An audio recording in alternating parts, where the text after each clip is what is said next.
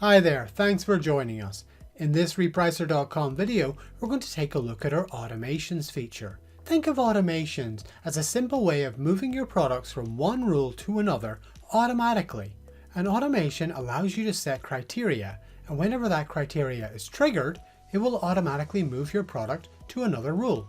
In this specific video, we're going to take a look at how you can use your automations to trigger based on whether you've won the buy box or not. In order to get started, we need to go to the automation screen. Click Automations on the left-hand side of your screen. Then we're going to create a new automation. Choose the option right here. The first thing we need to do when creating a new automation is to give it a name. Be as descriptive as possible. Then we need to choose a channel.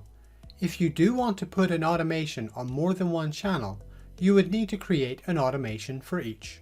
With our name and channel set, we move on to the Triggers tab where the magic happens. From the trigger list, choose the Haven't Won Buy Box option. Using this trigger, we can also choose the number of days we may not have won the buy box for before this will trigger.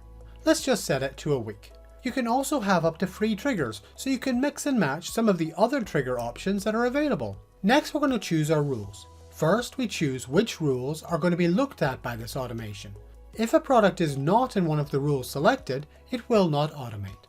The second option is to choose the rule that your product is going to be moved into. With those selected, we have our final option.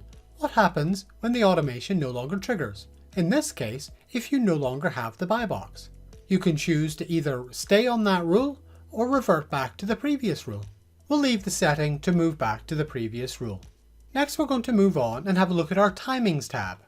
Our Timings tab gives us a bit more control over when and where our automations are going to trigger. The first option is Lock Period. This basically allows you to lock your products so they cannot automate again for a while. As an example, you can set it to lock your product for 7 days if this automation is triggered. That does mean if another automation were to trigger, it wouldn't apply. You can also use Break Lock Period to say that this automation should ignore any products that have already got a lock period applied. Our next option, Start and End Dates, are pretty self-explanatory. You can tell Repricer to only apply this automation between the chosen dates. This is perfect if you want to set up an automation to work during a seasonal period. And when you're done, simply review and save your automation. And it's done. Your automation has now been created. Our automations run on a regular basis, so you should see any products that this would apply to automating shortly. And that's just one of the many things you can do with automations. Why not have a look at some of the others we have here on the channel? If you haven't yet started your trial with Repricer, we offer one free for 14 days, no credit card required. Or why don't you get in touch and book a demo with one of our helpful team? Thanks for joining me today and have a great day.